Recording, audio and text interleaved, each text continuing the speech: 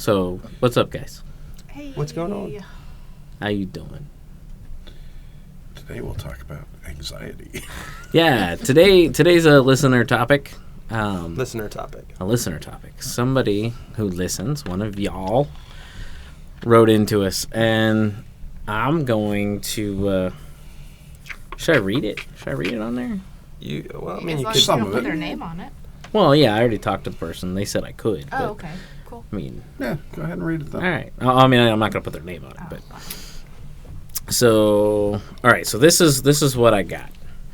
Okay, so I've been really spending a lot of time wondering if it's a sin to worry habitually. I feel like it may be, so I'm eager to dig deep and learn. It can be a challenge to have this kind of conversation, especially with a believer. I don't want to come across as cold-hearted. I'm still growing and learning, so I'm bringing it to you because you, and this is us, you have provided a safe place for me to share my thoughts. So here goes. So we are commanded not to worry, right? I'm not saying it's easy. In fact, we are told in Scripture that we will have many trials, but we are instructed to take heart because He has overcome the world, correct? Is it unfair to assume that a person's faith is lacking when they worry all the time? God hears all of our thoughts, yes? So what kind of message are we sending Him if we continue to worry when He has assured us that we don't need to? I'm talking about constantly worrying. If I'm incorrect in my thinking, please help guide me so that I can make the proper corrections to the way I think. I don't want to come across as harsh, like, suck it up, buttercup. I once questioned a person's faith when I constantly heard that person express so much worrying all the time. I said, where is God in all of this worry? I asked in a gentle way, but it was not received well. But I still wonder if one has put all their trust in God, then why is there still so much constant worry?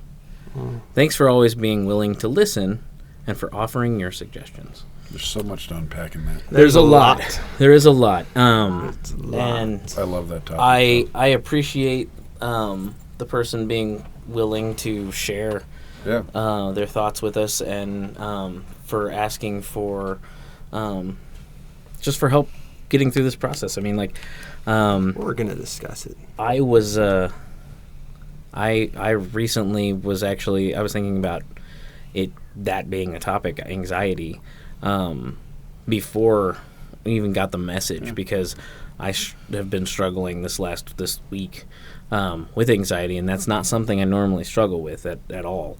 And it wasn't caused by anything, and it just kind of was a sudden onset thing, and it was overwhelming. So it was one of those things where I feel like I think I actually had a panic attack, but I've never had one before, so I don't really know. So, but it was intense. So, and then I received this, and it was like, okay, that's definitely confirmation that we need to talk about it.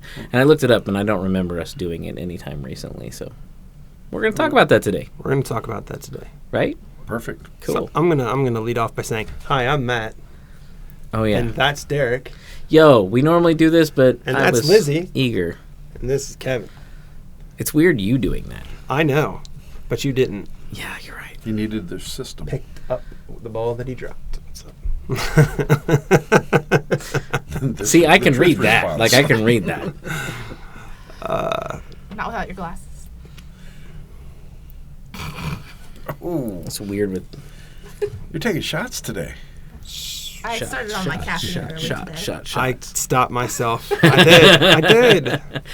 Look, guys, if you haven't tuned in before now, please don't tune out because of my terrible references. I just can't help myself sometimes. But We look make forward to them. some weird, quirky references. Also, if this is your first time tuning in, we are a roundtable discussion. We take topics that you guys want to talk about.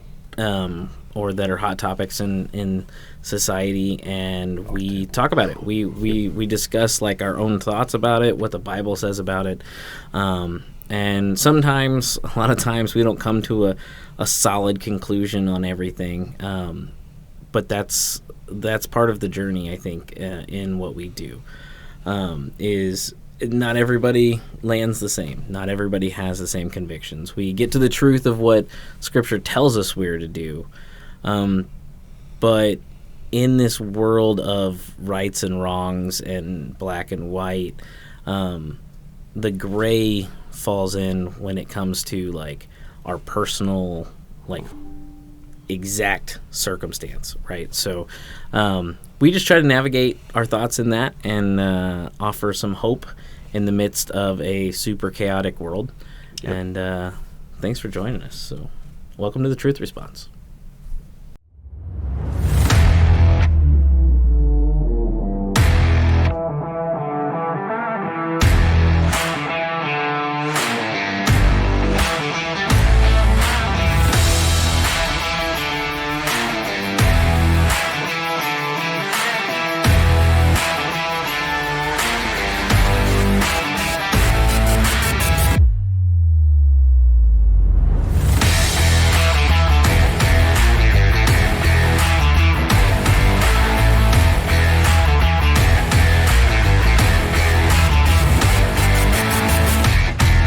Kevin's going to pray.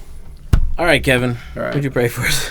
Lord, we thank you for this opportunity to reach out, discuss topics like this amongst each other, and hopefully help some folks get some answers through your wisdom.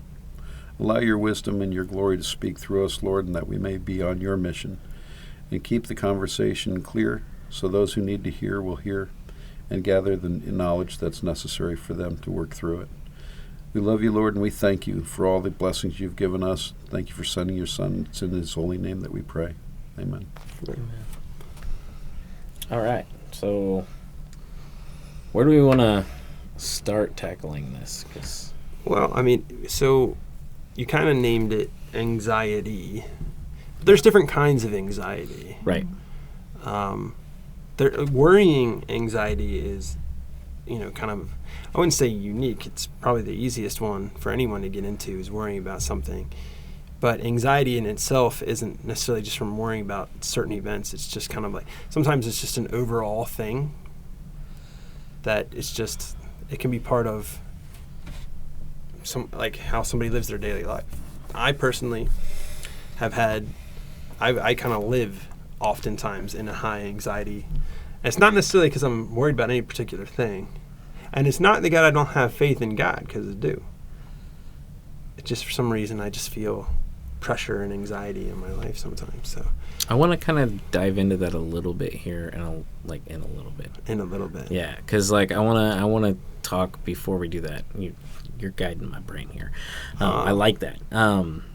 Not that you're guiding my brain, but you're in his head. You're in my head, but I'm taking no. But I like the idea of like, what is anxiety? Like, yeah. what does it look like? What does it feel like? What is it like? Just to kick off this thing. What is that? How does it feel? Like, what is there, like, physical anything for you? Like, are you saying for him? Like, yeah. specifically? For me specifically, it often can feel like, sometimes it almost feels like a nervousness, but it sometimes just feels like a pressure. And what you do with it depends, really changes how it flows. One day, sometimes it feels almost like just a lot of stress, and then sometimes it feels like a doom and gloom, and sometimes it feels like you're worrying about stuff and you're trying to figure out, what am I even worried about? And it's hard to really put a finger on sometimes. And anxiousness, let's talk about anxiety, obviously, anxiousness. There are things that are like, you can be excited anxious. Like, sure. I'm anxious to go do this. And it's a similar feeling with similar symptoms, but it's not necessarily negative. Like, I get anxious to go and teach the kids, but that's a good anxious. Like, I really get excited when I have something and I'm just waiting to go tell them. And so, but when there's all these little angles of life, and it's hard sometimes to decompress and let that go. So go ahead. Even in the moments for me where like I know God's got me in that moment and there's nothing that I need to worry about in that moment. For sometimes I still have a hard time letting go of whatever it is that is just making me feel that kind of pressure in my life or you know what I mean? Yeah. It's would you say anxiety can be a result of not living in the now? I mean, perhaps. It also can be just the fact that so for instance, think about this. You know, when you've gone through a lot of changes, you know, if only the last 8-9 months, if only those months, right, you have the fact that I, packed up everything I had, unrooted myself, moved into a completely new state, right? New job, had to get a new house, trying to find a new way, a new pattern of life, and get to know a whole lot of new people. And there's just it just piles on. Get ready for this big trip. Get ready for this. Get ready for that. And there's just a lot going on. That in itself can create a lot of just anxiety. And it's some of it, little bits of it are very manageable. But when you have a lot going on at once, it can feel like a lot. There's a pressure you feel to do well. I mean, I'm uprooting for this, so you want to do well. There's and to make everyone feel like they made the right choice on bringing you down, kind of thing. And then there's the pressure I put on myself because I want to do a good job, and I want to do good so that my family is provided for, and it's all. I'm trying to seek God's will, which strangely adds some anxiety sometimes. I'm like, Lord, I just need you to help lead me because I don't want to just do it myself because that would be a train wreck. So in all of this, we're saying that anxiety is kind of the broad category, whereas worry that she's talking about is worrying in itself can be a lot different than general anxiety. Worrying often has specific things. If you're like, how am I used to worry about paying my bills. That would be a good example. There was a period of my life where I was so worried about financials that I was having anxiety attacks. Like, I already live in high anxiety. So for that to be spiking me all the time, worried about financials all the time, and I'm trying to rely on God, but I'm still worrying through it. And, it took a lot to one day go, all right, Lord, I really can't do this. And I had to come to terms with the fact this was long time ago in my life. But I finally was like, all right, here it is. I've come to the conclusion that I can't do this. Like, I can't figure this out. So I need you to do it because I know you can and I can't. And I gave that over. And I learned so much what that was in real life. We can say things and they sound very on the surface and general when you say, hey, give it all over to God. Hey, really, give it over to God. Hand it over to God. Give your worries to God. And to anyone who's never really gone through experiencing what that's really like, it all sounds basic. It doesn't sound. It doesn't have the meaning. Yeah, thanks for that Bible answer. Yeah, right? Like it doesn't have not the helping meaning. me in my situation, dude. If I had a quarter for every time I felt like that, exactly. But for me to actually go through that and actually come to a place in my life where I'm like, all right, I'm handing this over to God. Yeah, was huge for me. And then for him to not only lean on him, but him to come through and show me, look, thankfully or finally, you gave this over to me, and now you can rest. And so that, I have not worried about financials in the same way since that day.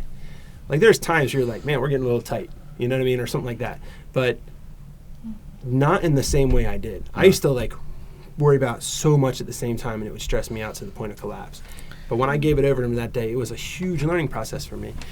Yeah. And just because you give it over to him doesn't mean that you don't stop and be like, yeah, I'm going to take that back. Yeah, that was because it becomes a habit But it also doesn't And mean that it all goes away. Like the Yeah. problem So, doesn't yeah, the necessarily problem go doesn't away go away, either. yeah. No, it doesn't. We've been in some financial places and some bouncing from. It felt like bouncing from house to house. I mean, we lived in one place for a year with somebody, and then we lived another place for a year with somebody, and then we lived another place. And it's just like, it felt like, we're never going to get out of this. You Like, guys are financial describing, there's different facets of anxiety, as you're saying, but you guys are all describing what seems to be the root cause is a lack of control. Yeah. Anxiety in my world is a physiological response. It's like a fight or flight mechanism that comes up in me like a testosterone or adrenaline rush that's coming through the body, and the inability to act on it. That's would be what I would call the physical of it. The problem with it, for my experience, has been it becomes a preoccupation that distracts me from trusting in God or whatever the solution may be. That's when it becomes worry and counterproductive. I think anxiety is something, it's a trigger that God's given us to know that imminent change is upon us. And I think sometimes we fight that, and that creates that physical response and that mental preoccupation with it. Well, and I think that sometimes, though, I mean, we have to understand, too, that we live in a fallen world. And so the things that God meant for good, sometimes the devil tries to use. Well, if you're talking about to fear, pull you down. yes. Right, but anxiety, that feeling of anxiety can easily turn to fear.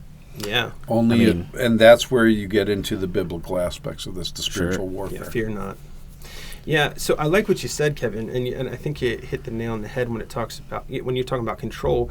We as humans, we sometimes blur the lines or get real confused on what's supposed to be in our control versus what's in God's control. God is ultimately in control of everything, but we also feel like obviously there's some things that we need to do. God doesn't just let us sit back and do nothing. There's certain things that we need to do, Correct. But that's where the lines sometimes get blurred. Well, I feel like I need to do this, and sometimes that's not really our realm. We're supposed to be handing that over to him. And it's hard to sometimes navigate that difference. I can say this to the person who wrote in, I would say, it doesn't necessarily show that a person's not being faithful. It's just they might be in a part of their journey where this God needs to stretch them here, like it did to me those years ago. Like I was trying to be faithful to God, and he's like, man, wait till you see this lesson. And it grew my faith exponentially. Doesn't mean that was the last thing I ever worried about by any means, but it was like such a huge lesson on what it is to really rely on God for the ultimate things, especially for me. So. Yeah, little things seem to be easier to give over to God. Little things that don't, like the little things I say that don't matter, but the little things that can build up and matter, but like, I don't know, just anything. I'm living through this by watching my children, even my grandson, but more, I have a son who's getting married. God bless him. I'm happy for him. But the other son has made some decisions. He has 2 children from 2 different women out of wedlock. He's 30 years old and not stable in terms of his financial future, his career path, all of these things that we hold as standards of normalcy in our society. And I do. When I become normal, I'll let you know. Right. but I'm saying about, we have been supporting him financially to our own detriment for quite some time. And, if you will, that creates anxiety. Oh, yeah. Especially in the wallet. And God has been working on my heart for probably better part of a year to trust more in him, to hand things over. Because I am a control enthusiast, and this is how I operate. I like that. Control enthusiast. I'm so using that. But the truth is great. And I oscillate to the point you're making. I oscillate between what is it to trust in God versus having faith that God will provide when I do trust in that. But, okay, it's the old thing about the guy's died and goes to heaven, says, God, you didn't save me. I was praying. He's like, I sent you a rowboat. I sent you a helicopter. Right. All that. Well, okay, if God gave me the abilities to get out of my hole, but I sit there and I prayerfully go, God, it's all yours. I don't think that's being faithful. I think that's being foolish. You and Lizzie I mean, peas in a pod there, All right? Like, there's so many times where I've been like, look, I'm praying on it. And she's like, yeah, but you're not doing anything. And I'm like, okay, I get that, but there is some give and take in that too. But you're right. I mean, that there is this whole, and we brought it up before on the podcast of like, you have to trust in God, but you also there's a part that you play in that. There's Right. things that God has given, especially us in this country, right? Like, that has taken some of the, unfortunately, I think the reliance on Him. But like, we don't need to have miraculous healing for a cold, or miraculous healing for pneumonia. Although sometimes, right? But like, we've been given the means by which to take care of said things, right? And so like what you're saying, there's a lot of times we need to be on the lookout. But let me for put it to you what this way, 'cause God's putting in our we way. have so many distractions in our path Oh yeah. that keep us from God. And I think that some of these anxieties are those distractions. Sure. We may think that yeah. it's a response to the distraction, but in fact it is the distraction. And what we're talking about, you want to know what I pray about? We're in it, this topic is giving it to God, trusting in God, but being faithful and trying to find His will. Yeah. I am growing through seasons myself, and through that growth, trusting in Him, whether it be, it's almost like different levels of the video game. I always talk about that analogy. You know what? The small things, bing, bing, bing. Now I'm on the boss. Oh my God, the level up. Yeah. And that's usually financial, or it's a move. It's a major life-changing decision that when you go, okay, well, I've been faithful, God, and He goes, okay, try this. Because when God shows you His will, it usually comes by, He shows you where He's working, then the Spirit speaks to you, and then comes your spiritual gift to attack it. And usually that comes right before the crisis of faith to act on it, because it requires a large shift in whatever's going on. Yeah. And then you're able to move through it. Man, all this stuff's been a topic of conversation in our household lately. Well, mine too. Well, and these, I mean, exactly those words, though. I mean, like, Oh, really? we're like, yeah. and as prayerful as we Spirit's can working. be, sometimes the anxiety comes from the fact that we don't realize we're not doing what God actually wants us to do. So imagine, if you will, you guys remember it's the child's toy. You got the different shapes, and it's a bucket, and it's got the shape, right? So you're like, God, I need The square was always a problem. Let's just say, all right, think about it like the child's toy. We go to God, and there's a situation in life. God, I need to get the square into the bucket. And God's like, I've made a way. And you're like, cool, great. And then you're trying to force it into the Right. bucket, and it's just not working. And you're like, what is going on? And if we would just stop and listen, God would go, listen, it's because I made a square hole for it, and you're trying to put it into the circle. And it's not going to work. And that's sometimes where it goes. We're trying to force things to happen. And That that's is our such- own will getting That in is the way. such a good analogy for Bible stuff in general. Yeah. Because you also got the other problem, right? That square hole will fit the triangle and the circle and the rectangle. Like, seriously. I've no, seen for the real. video. And so, like, we get the same problem is we start putting all this stuff in there, right? And then somebody's like, well, here, the only thing you have is a triangle hole. And you're like, oh, I don't know what to do with that because I'm so used to using the square hole for everything that I don't know which one of these is a triangle now. Like, that's so good. Oh, I love that so much. Yeah. Well, I mean, it's sometimes... And that's Get over there and anxiety. take That's tile off the anxiety edges. driven. Yeah, driving because too. that's when you're trying to and so it's so hard to try to, you have to sometimes back Piling yourself off off and edges. go, okay, what, am I missing something here? Because this doesn't feel like it's working. And, but no, so when it comes to worrying about things, which I think is a lot of, maybe what this person's talking about, worrying about things is probably one of the easiest things we can do. Oh yeah. And it's tricky because the enemy wants us to think that if we don't worry about it, something bad's going to happen, which is like him telling us that to worry because if we don't, something bad's going to. It's such a weird set of lies that that we just start to believe again and again. It's funny too when you think about it, like all this stuff about anxiety and worrying and stuff. Like when Jesus died, the disciples went into hiding because they were worried. Lock himself in.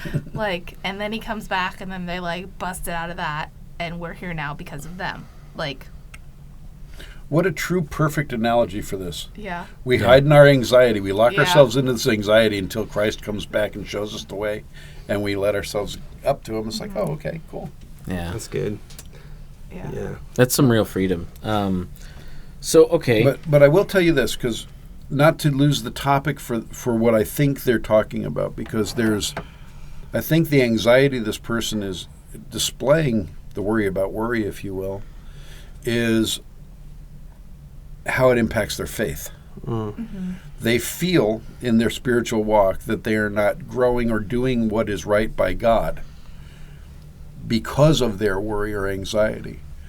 And I can't answer that question for them in this setting, but I would suggest that sometimes it's exactly what God wants to use Yeah. to have you turn to Him. Worked for me And in so a large part of my life. see, and by that virtue, it could be, in fact, the proper path, a good spiritual path that they're on, not that they're failing in that path, as I think they're inferring that they feel like they are, that they're failing in their faith. Person A feels like person B is failing in their shortcoming is faith, right? And because person B is always worrying. And because about I'm that everything. person who's lacking compassion a lot of times for that person who's going through that, let me tell you from a personal conviction, it's not for us to decide for person A or B. It's for that person and their relationship with God. And Sure. I've been guilty of it too many times of going, suck it up, buttercup, because I've been able to overcome a lot through God's will in my life that I put in my own way.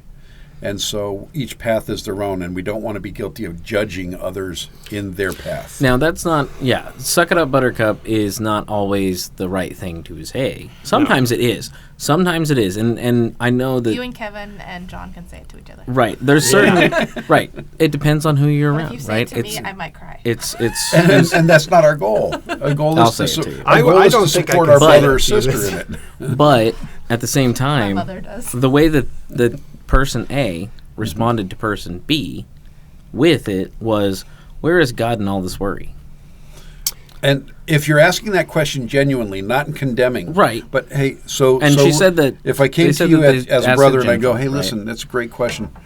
Let me ask you to pray on this. And where is God in this? Totally different than if I go, where's God in all that worry?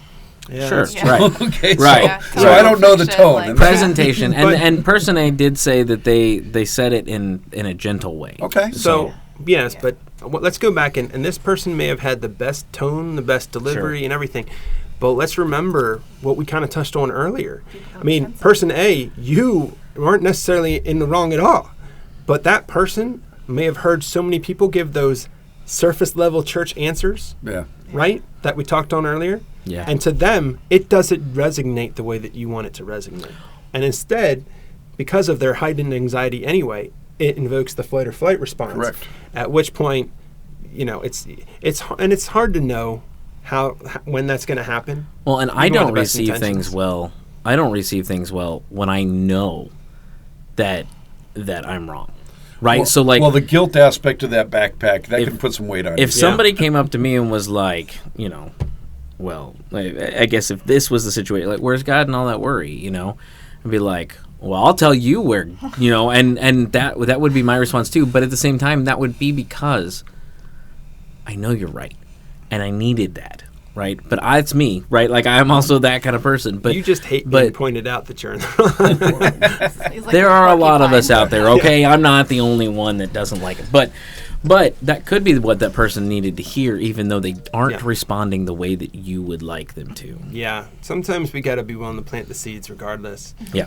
So, Yeah, there's a lot of times where you're just not going to get the response you want. yeah, but I think in those moments, if the flight or flight response pops up, that's a good way to be like, all right, look, I just wanted to ask that and then back off. Let them sit with it. If you engage them in an argument at that point, not saying that's what that person did, Right. then it's probably just going to get worse. But if you're going, look, that's all I'm just saying. Like, let's think about that. You know what? I tell you what, when it comes to certain things, I do want to talk about, I mean, if we're not there yet, we can wait, but I do want to talk about the kinds of things that we do worry about. Sure, let's do it. I mean, I feel like, I mean, I don't know. Did you guys have anything else on that? Oh, yeah, okay, go ahead. Like, for me, because I have a lot of anxiety, a lot more than I let people know about. But for me, that has triggered in me, like, we've talked about this before, like, this has been the year of prayer for me. Mm-hmm. So when I feel that anxiety, now the first thing I do, guess what I do? I pray. Yeah. And I might take hours to pray. Sometimes I don't know what I'm praying about, but, like, it's just to pray and go to God with it. Like, and that's the immediate thing. So for me, like, it's not really been, like, anxiety obviously is not a great thing, but it has been good for me and my relationship with God because it has caused me to be praying more and be praying for those around me and praying more specifically about things that I would have probably never done 6-8 months ago. But that doesn't make you seek. But do you mind? No. Do you mind if I dovetail on that, because the point you're making is very solid, and that is, without that anxiety, you probably wouldn't be as far in prayer as you are much to pray. And again, God will use things. You say that anxiety is not a good thing. I disagree. I think anxiety is a thing. Our response to it makes the result good or bad. I don't know, man. That feeling I had the other day. No, but seriously, I mean, like, I get where you're going with it. I do. You're saying anxiety in itself is neither good or bad. It just is. It is. And how you react to it and how you control it is a big thing. See, I'm going to tell you, I was an accomplished athlete in swimming, and I had that anxiety before every race, and I loved it. It was a surge. Yeah. Very powerful feeling, Right. and it served me well in the water. Yeah. I have that same constriction, that same blood flow, the same shallow breathing, everything when I'm in, we'll call it heavy traffic, okay, or something that I can't control. My issues that I can't control create the same physiological response.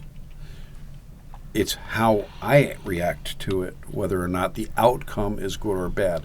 And if my outcome is going to prayer, then I would suggest that God uses all things for His glory, and He is using this season to bring you closer and stronger to your faith. Sure, but at the same time that is all true, and because I agree with everything you said, it doesn't negate a physical reaction to anxiety. There is a reaction, and some of us react well under that reaction, and others of us don't. Right. My grandson, anxiety, not attack, but high anxiety every time he gets in a plane. Yeah. Freak out, like. Yeah, I don't like planes either. See me, I'm like, cool, let's go. Turbulence, it's more fun. I don't like the ears Me thing. too. I'm okay with everything but the ears thing. And you were a swimmer too? Like, me and Kevin are now best friends. Did you guys just become best friends? Do you want to do karate in the garage? All right. Well, this might be Taekwondo. the bridge to the gap, because we have a lot of similarities, and from what I've heard now, you guys have a lot of similarities. So, man, the other day, like, I don't know. You're having a day? I don't know what it was, man. was Like, 2 it was for 2 days, solid. Zero things brought it on. I mean, in the midst of it, there was some things that triggered my anger. But I don't think, I mean, looking back on it, that wasn't the cause. I was already there.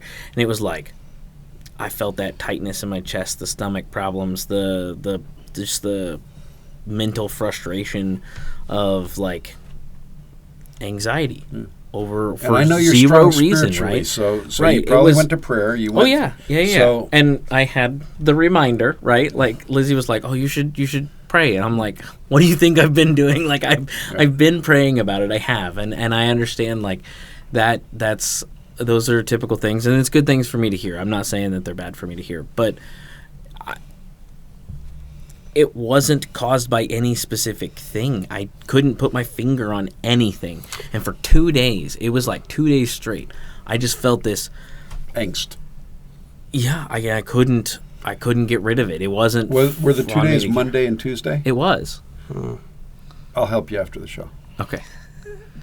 So, yeah, well, I do believe that sometimes There's know, political things. sometimes the thing behind it might be the enemy itself. Sure. You know, he puts us under attack, and he bombards us with things to the point where we start to listen. You know, I was challenged recently, and I've been working on it. It was brilliant and simple, and there was a guy that challenged me to think about this question every morning and pray it to God, and ask Him what lies I'm listening to, what lies I've accepted today. That's good. And because those kinds of things will be the things that are bringing on your anxiety. You know, I was talking to somebody about some of the things and just the fact that I live in that high anxiety often. And that's what he challenged me with. And I was like, that's brilliant. It's really good. It's really simple. And it's something you can go to God. God, show me what lies I've been listening to that have gotten me stressed out. So do you have the physical part of that too, though? Like that? Like what I was talking about? Yeah. With Okay. you, Derek, like, you want to know the why behind everything. Yeah. And you have this anxiety without having the why, which was tough for Oh you. my And you gosh. don't get the why behind 'cause- it. And I'm just like, I don't know the why behind most of my anxiety, and I'm okay with that. And he's just like, how can you live like this? No, like, and it's one of those things. Like and everybody asks, well, you know, why were you anxious? And I'm like, I don't know, because I would have taken care of it if I did. Like I would have. I'm a problem I seriously solver. would have. I would have just dealt with it. Like, and sure, maybe it was just so I could. The lack. I of could money. relate with somebody, even. You know, it could be even that. Well, these are things still. I don't think it's the reason, but I think we can use all of these things to grow from spiritually. Sure. Oh, yeah. Okay, but I'm going to tell you, just to flip this a little bit, give you talk about anxiety, not the normal kind, because you're asking what kinds there are.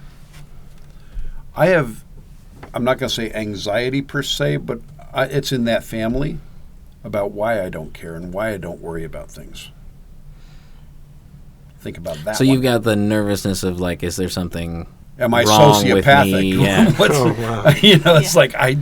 like people are I like, don't feel this happened, and I'm like, I did have something similar to that with when I found out about gaslighting, right? Like I Right. had no idea what that was until I don't know, a year or two ago, and then I thought, oh my gosh, am I a gaslighter? Yes.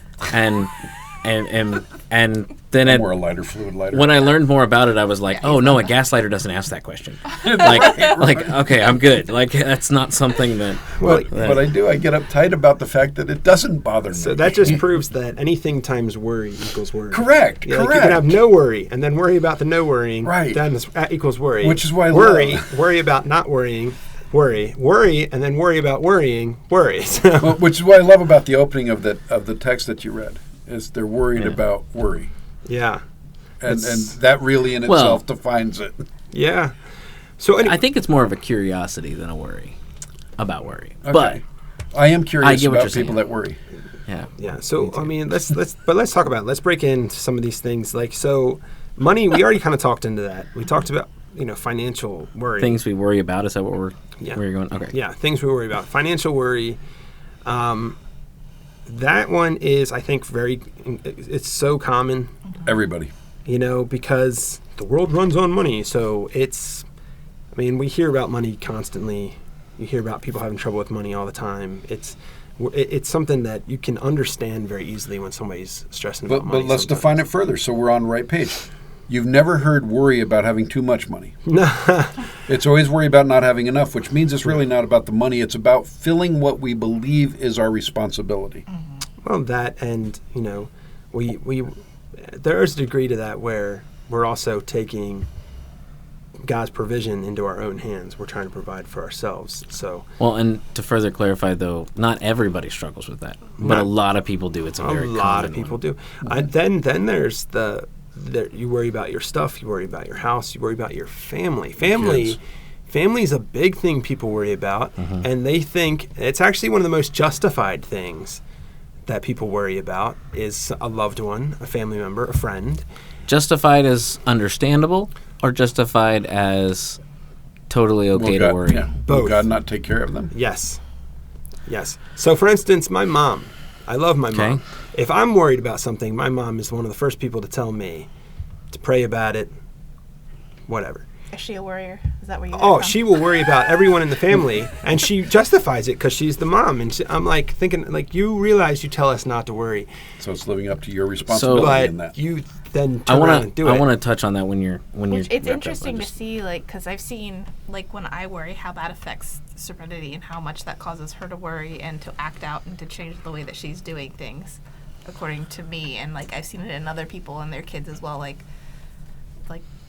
you know, parents with high anxiety cause their kids to have high anxiety. Or, like, I've seen kids that can hardly function because they have so much anxiety and worry. And I'm like, you're 7. Like, you don't need to be worrying about these things.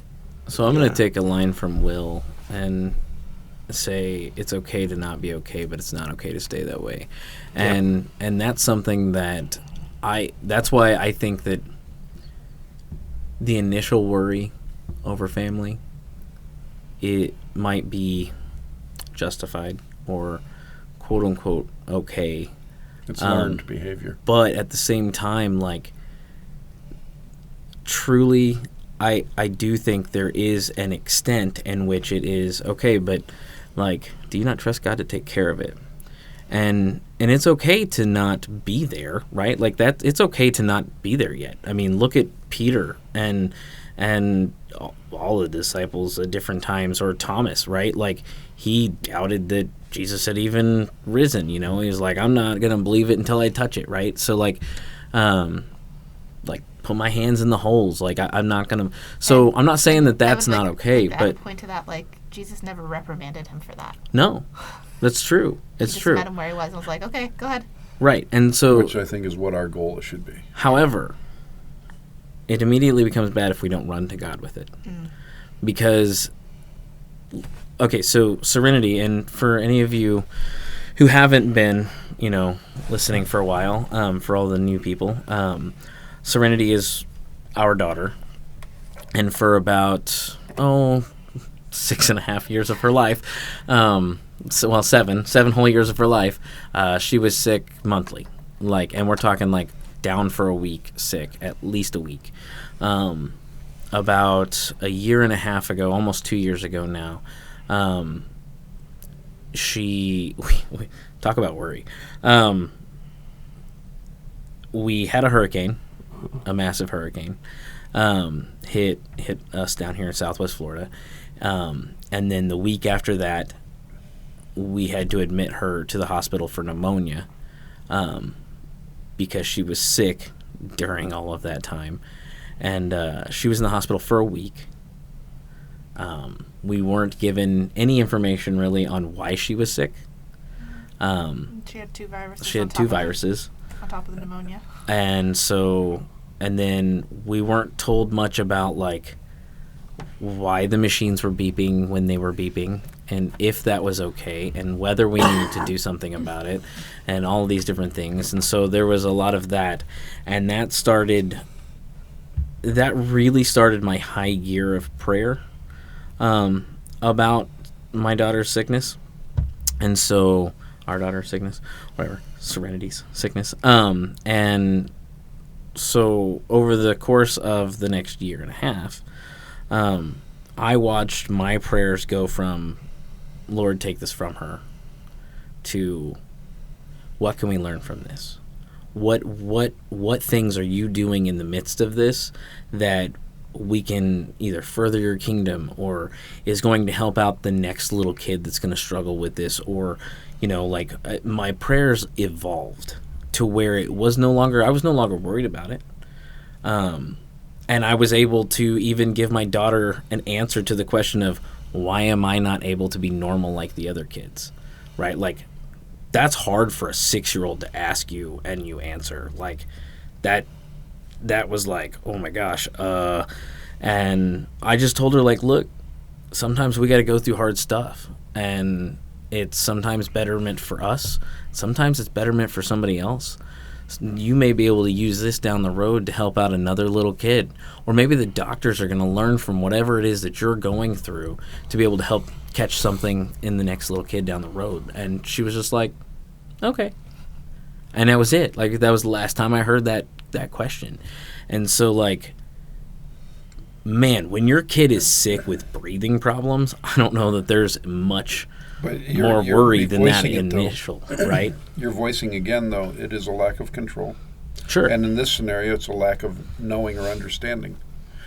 Her anxiety went away after you explained it because she trusts you and she understood. Right. She's like, oh, okay, there's an answer. When she asked, And when right? when we ask God, sometimes that answer gives us that calming. Sometimes the answer gives us further anxiety because we don't like it. Well, that's a whole nother thing. That's Sometimes we there's a don't- we lack don't of get the trust in answer, that, right. though. Like, there's a lack of trust in Correct. the not liking the answer. 100%. Okay? 100%. Because sometimes the answer is something you don't like, but is going to turn out way better for you than what you wanted. Which ultimately is lack So, of control. absolutely. 'Cause you There is a can't lack of control. the outcome. But the response is the most There you important go. part, right? Like you were saying. Anxiety you're saying, is. the response is the most important part. And so if you're praying about it and the feeling is just not going away and you are truly just seeking God in it, Mhm. then keep doing it. Right.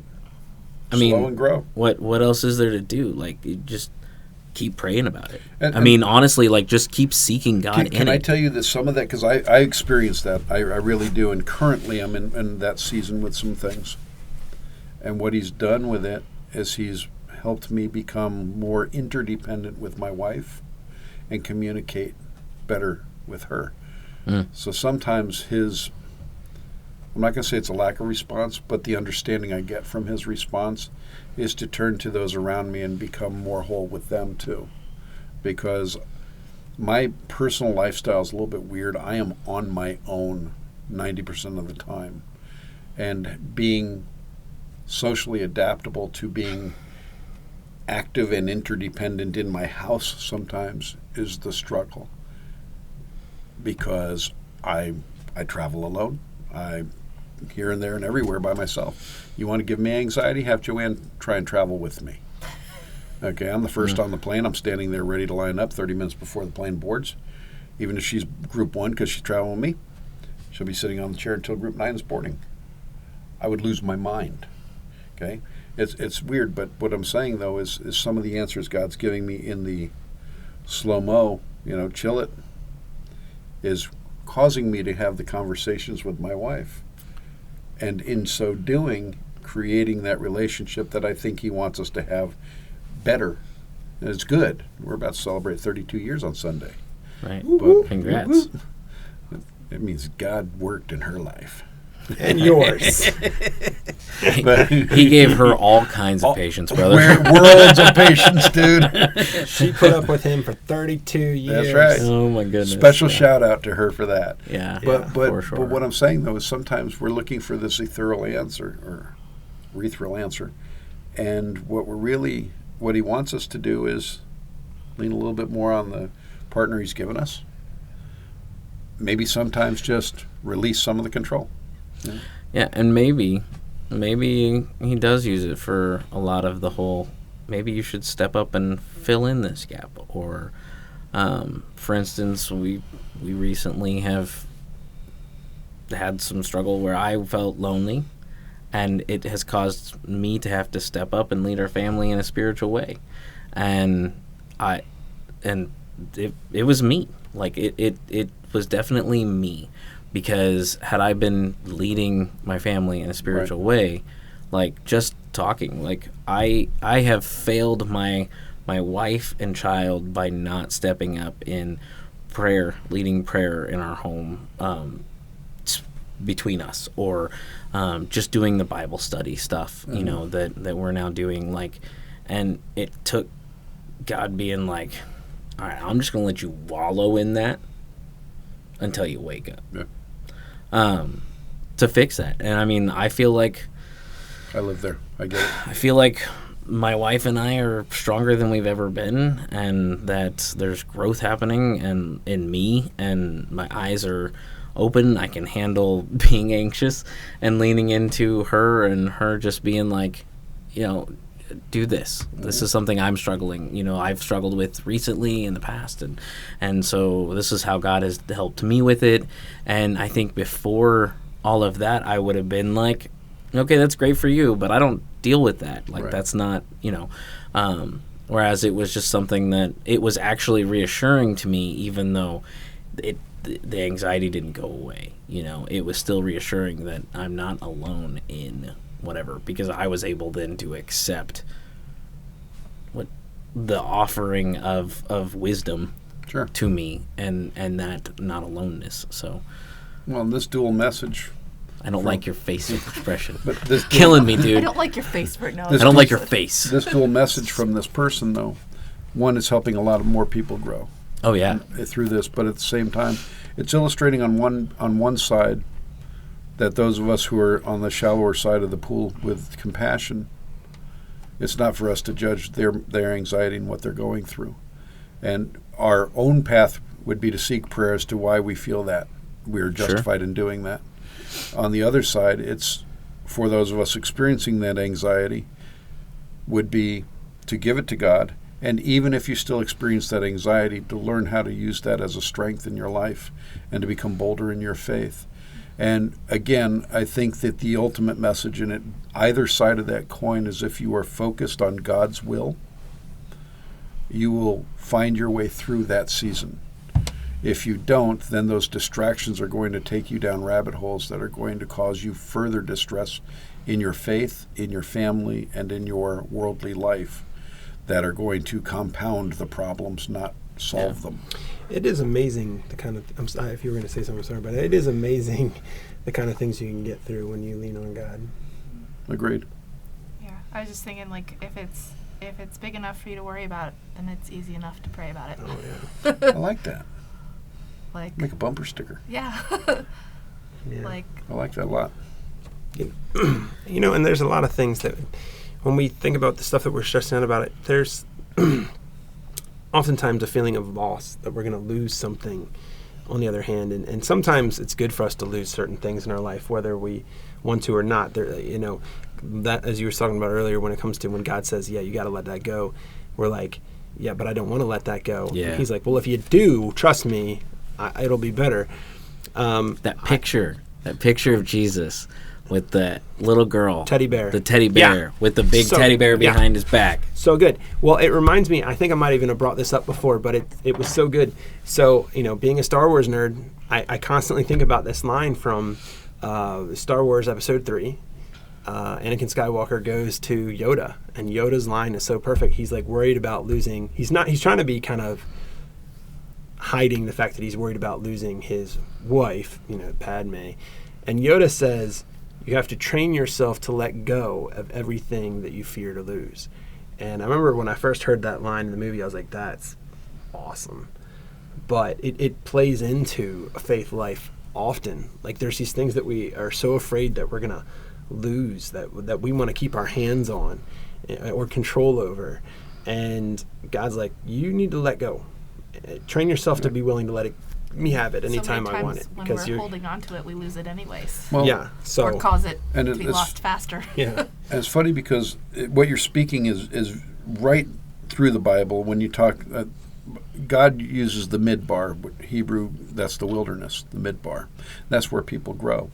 To what you're saying, if Moses held to his life in Egypt and did not walk into the wilderness, not knowing where God was leading him, none of those chains would have been removed for the children of Israel. If Abram did not walk into faith and go and follow God and take the path, he would never become Abraham, the father of nations. God challenges us to do that throughout the Bible, through Old, through New Testament, and through our lives. So what we fear to lose, he's got that bigger teddy bear. He really does, but it's how he removes our chains. I'll Yeah. tell you, the story of Joseph is probably Perfectly said. becoming my favorite story in the Bible. Like, You just like that colored jacket, right? yeah, absolutely. Actually, that never comes up in my conversations. But it is something that is such an important story for people to hear on such a regular basis that it's come up probably 10 times in the last 2 weeks. Wow. Like, it just becomes a part of conversation because it's like, okay, you got a guy who by not really doing anything wrong, but It was a little braggadocious as a there kid. was a little bit, but at the same time, it was something that was to be shared. It wasn't necessarily for him to keep to himself. The siblings never appreciated But the it. siblings didn't appreciate it, and Jesus said that a prophet is not accepted in his own home, town, so or whatever. Paraphrase. But he gets thrown in a well and is sold into slavery, and then Rises to power, loses his power. right, and For- the whole for doing time, the right thing. Yeah. the whole time he's like, I mean, it doesn't show his anxiety or worry or anything like that, Right. so we don't really know, right? Whether he was, I mean, he might have been going through some stuff, right, like internally, but it said that he always was faithful to God and what God And wanted. think about And think about what he had to stand through. Aside from the bitterness he must have felt for his brothers, the anger of "Why is me?" We all ask that at one point in time. Why me? Yeah. Usually during the pity party. But then Potiphar's wife. What Yeah. kind? It's like this man had an iron will on all occasions to defy, to stand against his natural inclinations, as we would call it, to be faithful to God. And God rewarded him and saved the earth by doing it, pretty much. Well, but not only that, like it even goes a step further, and he was forgotten about yeah, By everyone mean, but God. by everyone but God. Like that's a statement. until God decided, okay, now's the time. So you're saying Such a he time conquered as this. loneliness. Such a time as this. Yeah. God's timing. Yeah. And the fact that he got to the point where he, like, his brothers are like, are you sure? Are you sure? You're sure you're not mad at us still? Like, Right. got a little bit of a grudge. Yeah, like, and he got- talking he's about like- that guilt. He's like, no, like, what you planned for evil, God used for good. Yeah. And so that I could save you all. Because that wouldn't have happened. Well, I mean, we talk about Joseph, but you know what's funny is it occurred to me, because we could have defined which Joseph, by the way. There's a second Joseph in the Bible. Well played. Imagine what he went through. Sure. And he had to be reassured. First off, with a "don't be afraid," okay, because that did happen for him. Starting the conversation with But- don't be afraid. Hey, don't be afraid to take Mary as your wife. What's conceived in her is from the Holy Spirit. What's fascinating about the story of that maybe we Joseph shouldn't in talk. the narrative of the nativity narrative is what we sometimes call it, is what he said. He's not actually recorded saying anything. There's what he was feeling, what he was thinking, but he's never actually recorded saying anything. But he does, by faith, listen and let go of some of the things he's thinking about and feeling and follow the Lord. Followed him into Bethlehem, followed him into Egypt, followed him out of Egypt. And then right out of the story, Yeah. And then right out of the story. nobody knows what happened to him. But there's no lines that Joseph said these things. No. It's pretty fascinating. Yeah. You can have a significant impact not even saying a word. It's Yeah. pretty wild, right? So, but he obviously was a man who had anxiety. Here's this woman he's supposed to marry. Now she's got a kid going on. What's going on there? In today's world, we're like, sauce. You know what I mean? Like, Right. but God shows up. It's all right. It's okay. Yeah, well, and the fact that he was caring enough about her that he didn't want to make a big deal out of it. Yeah, Like, I love that part so much. That he was like thinking, I got to do this quietly. I don't want her to get stoned or anything else. How can I? like he could have been bitter about it. He could have. Well, and I'm sure it was just like, it had to have caught him completely off guard. Oh yeah. And rightfully so, because she didn't do anything, All I can right? tell you Like, is she- his reactions may have been tempered by an angel showing up. Yeah. Just saying. Well, Yeah. but not initially, that- right? Like, because initially angel, it was... He thought to him. It says like he thought basically to himself like, how do I Yeah. divorce her quietly? And then Right, the I'll angel put her showed up. away. And then the Yeah. angel was like, yo, Nope. You don't need to do any of that. So there's lots of things we can worry about. Yeah. There's lots of things that causes anxiety. Correct. And I want to reiterate, I want to directly answer just a couple of these things to end, like just so that we can be clear Sure. and come to a clear conclusion. Is it a sin to worry habitually? It can be.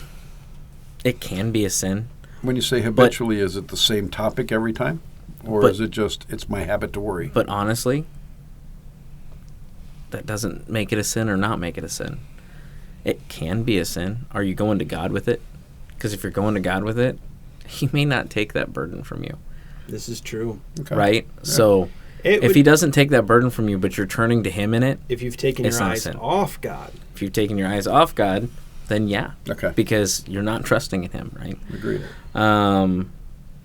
Let's see. I had them. Is it unfair to assume that the person's faith is lacking when they Yes. worry all the time? Yes. Yes, but at the same time, it could mean that their faith is lacking. But at the same time, but that could be Hang on. momentary. hang on, yeah. But at the same time, all of us are at different levels of our faith. Yeah. And And we have so- different strengths in our faith. And our struggles hit differently, right? Like something that may be hard for you to deal with may not be hard for me to deal with at all, Correct. right? Or vice versa. And vice versa. I mean, that's just different people at different times and different amounts of faith. And it's okay if somebody is not at the amount of faith that you're at level-wise. You know, it's okay for that. I mean, But we're the all person- growing, But right? the person who has the perspective of you're lacking needs to be very careful because they're themselves on thin ice. Sure. Yeah, I'm not saying that's what the person A did. I agree. But I it's agree. at the same Right. time, we do want to But I'm caution guilty of that any side, so I wanted to listener. speak to that. Yeah, because I mean, but that's the beauty. I will say that is part of the beauty of being the church. You know, is that we get to encourage one another and help each other work through those times. You know, if we think, even if we're like, hey, maybe they're just not focused in the right place. Maybe they need to focus on God. We can come alongside them and try to help them do that, or make sure that they get there. You know, but it's not as for the judging. It's more of the encouragement. Like, okay, I get it, but let's think about where have you done this? Have you done, you know? Well, and also be encouraged that worrying may be the growing of their faith. Yes. Yeah. That may be what they need happened to to end up growing their faith. Very, very much so. You're witnessing Oh, growing yeah. pains. What kind of a message are we sending God if we continue to worry when He's assured us that we don't need to? The same message we're sending him every time we do something we shouldn't. Yeah. Or something we're that, sinners in a fallen or world something and that we need his should. help. yeah, Yeah. exactly. That I still we're need you.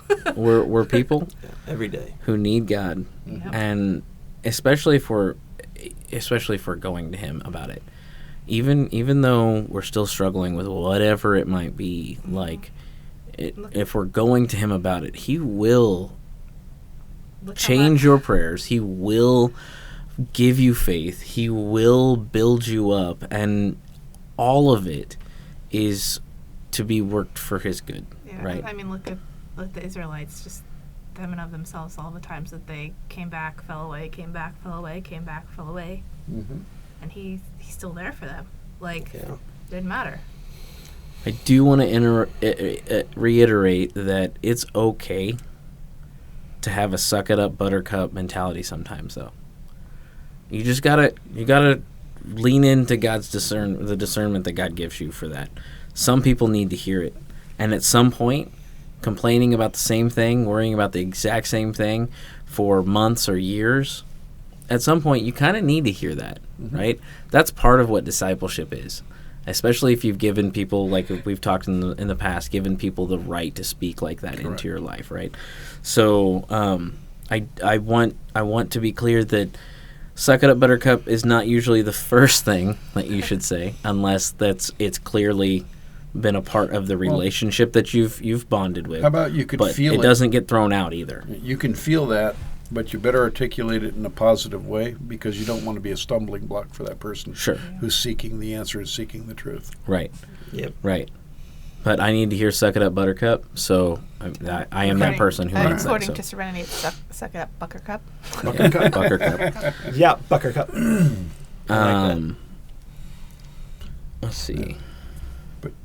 You brought the story, though. I'm sure you've heard it about this dog sitting on the porch with the old man sitting there on the rocker, and the salesman walks up to the door, and the dog lets out this yelp like it's in pain. The man starts talking to him a little bit, and then again, happens 3 or 4 times. Finally, the salesman goes, "What's wrong with you, dog?" He's sitting on a nail. He goes, "That's got to hurt." He says, "Well, eventually he will, and he'll get up." You know. But at some point, yeah, the opposite happens, and we have to watch out for our brothers in that too, because at some point it becomes numb, and you no longer feel the pain, and you will continue to harm yourself. And so, as much as that's good, the opposite is also true. Where at some point, to be loving, we've got to be stern. I agree completely, and that's where prayer comes in on both sides of that coin. Yeah, 100%. Prayer should be there the whole time. Like, that's no question. Another question was, if one has put all their trust in God, then why is there still such constant worry? And let me tell you, the answer to that is sometimes people are learning what trust is too. And that means there's more worry in that. Yeah. Like, some people don't have trust. Have you put your trust fully in God? Is there things that you struggle with or can't do or whatever? Yeah. So you're in the same boat as that person. Like, yours just is something different.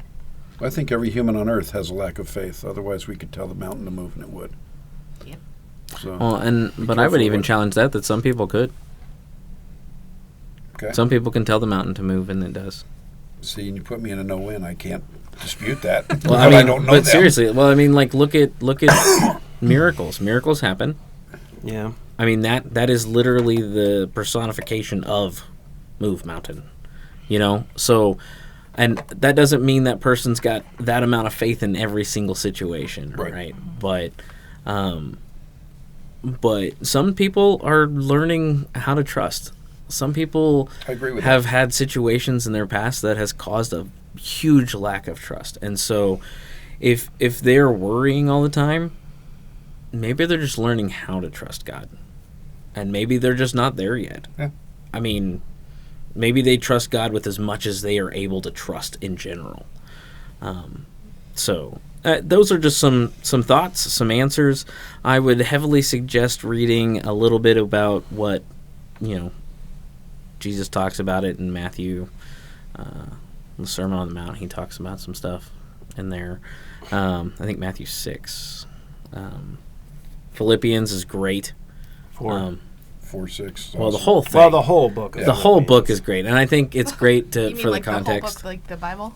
The whole book of the Bible is great That Bible too. is so good. Except for it's not one book. It's like Anyways. 66 best help books. Yeah, right. Well, Philippians is really great on this specific topic, and I think that it's good to read in its entirety for this because it sets it up later. So the early sets up later, but 4 specifically is great. And 1 Peter 5, you got some cast your anxieties on God because He cares about you. So, just want to leave you guys with that. I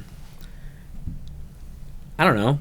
If you're willing, share some feelings of anxiety. Like, what do you get chest pains too?